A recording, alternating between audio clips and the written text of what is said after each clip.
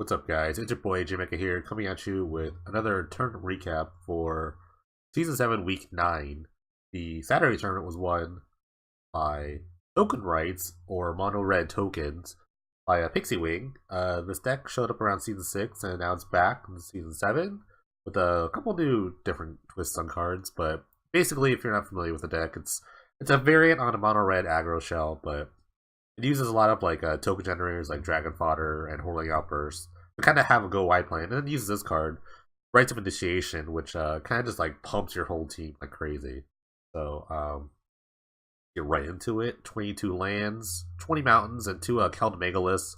Megalith's really good when you're just kind of like, eventually red deck, especially with this deck, just ends to like just dump their hand.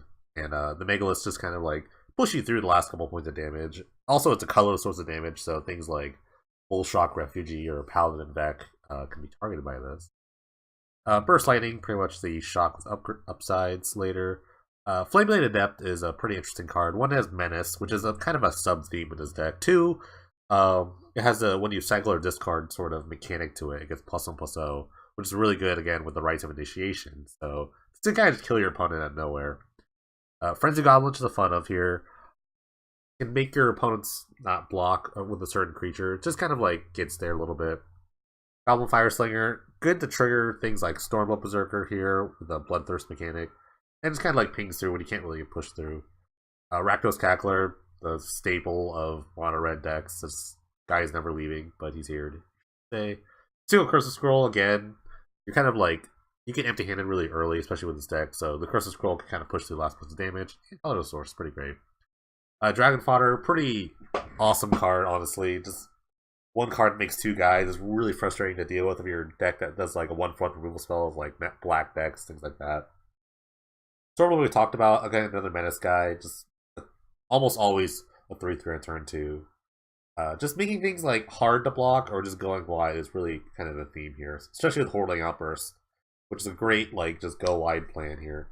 Raid Bombardment is a new card here. Whenever creature power 2 less attacks, Raid Bombardment deals 1 damage to the player. That's pretty cool when you kind of just like, when you have all these like little 1/1 tokens and maybe they have like big blockers, you just slam this thing and you just like Alpha Strike, Suicide Strike, and that could probably just like kill your opponent from really weird spots.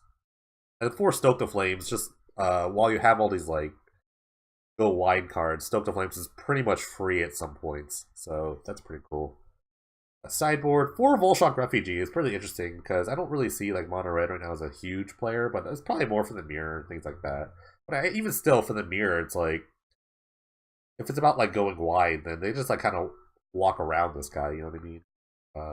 Release the Gremlins, kind of weird. It's like, I guess it's like a 2-for-1. You make a 2/2 and you kill an artifact, but the more mana you have, the more artifacts you kill. Not sure how many like artifacts you really want to kill, but I guess that's good enough. Or Alchemistra, really good in the control matchups. You just slam this really early, and every land they play just kind of gets hurt. They can't get hurt. Good against like also like Rafellos that kind of just like kind of ramp a little bit. But yeah, this is pretty killer card here. 4 Sentinel Totem for the Graveyard Hate, an extra Curse Scroll, extra removal for just random creature matchups or pro red decks.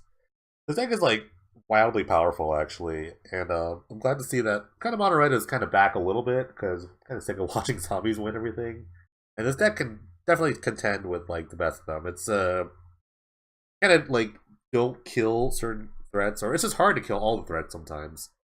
You can kind of just get surprised by this one Rites of Initiation card, which really just like blows your opponent out the water when they're not expecting it. If you're looking to see the other deck lists, check the description below. There's a link.